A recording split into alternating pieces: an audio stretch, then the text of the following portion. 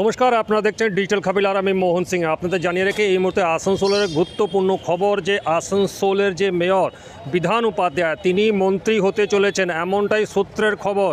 আপনাদের জানিয়ে দিই যে আসানসোলের মেয়র বিধান উপাধ্যায় খুব শীঘ্রই মন্ত্রী হতে চলেছে, এমনটাই সূত্রের খবর।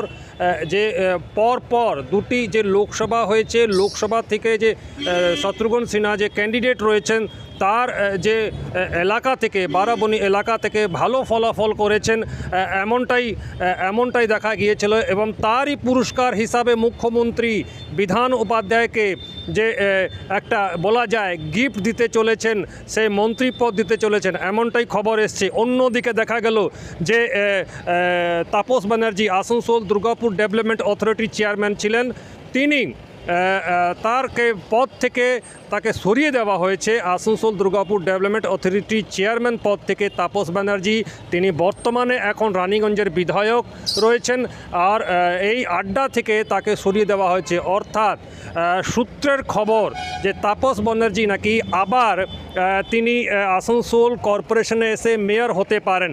আপনাদের জানিয়ে রাখি যে 2009 সাল থেকে লাগাতার যে কর্পোরেশনের মেয়র ছিলেন তাপস ব্যানার্জি, আবারই সূত্রের খবর অনুযায়ী যে এখন আবার তাপস ব্যানার্জি মেয়র হতে চলেছেন।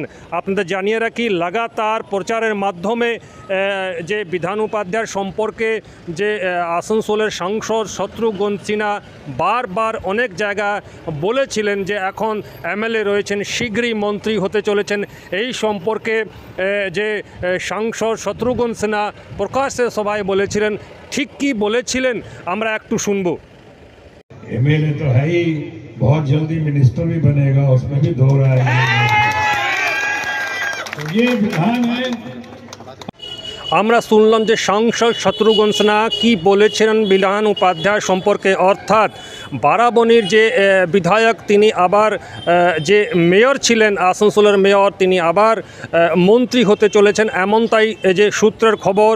আর ইঙ্গিত আগেই দিয়ে দিয়েছিলেন আসানসোলে যে সাংসদ রয়েছেন শত্রুঘ্ন সিনহা, তিনি ঠিক বলা যায় 9 মাস আগেই এইরকম একটা কথা প্রকাশ্যে জনসভায় বলেছিলেন যে এখন তো বিধায়ক রয়েছেন, মেয়র রয়েছেন, আগামীকাল শীঘ্রই বিধান উপাধ্যায় মন্ত্রী হতে পারেন, এমনটাই ইঙ্গিত দিয়েছিলেন খোদ সাংসদ শত্রুঘ্ন সিনহা।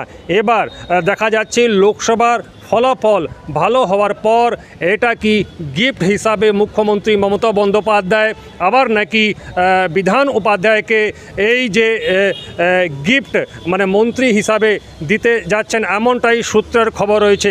আসানসোল থেকে ডিজিটাল খবরিলালের জন্য মোহন সিং।